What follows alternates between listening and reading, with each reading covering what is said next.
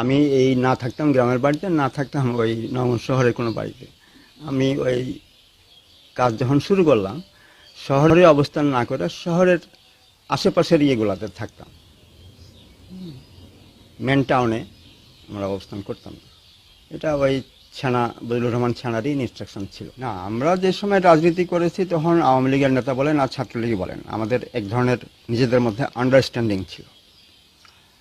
কিন্তু এখন এই 40 বছর পরে তো এই ভূমিকার ইয়েটাই চেঞ্জ হয়ে গেছে, সোশিও ইকোনমিক ধারাটাই তো চেঞ্জ হয়ে গেছে।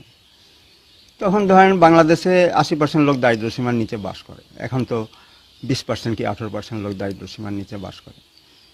তো যে সামাজিক যে কাঠামো, সেটা তো একটা বিরাট পরিবর্তন আসছে। এই পরিবর্তনের সাথে সাথে এখন ছাত্রলীগ, যুবলীগ, আওয়ামী লীগ যারা করতেছে তাদেরও মন মানসিকতার একটা পরিবর্তন আসছে। কিন্তু আমরা যে সময় করেছি সেটা আমরা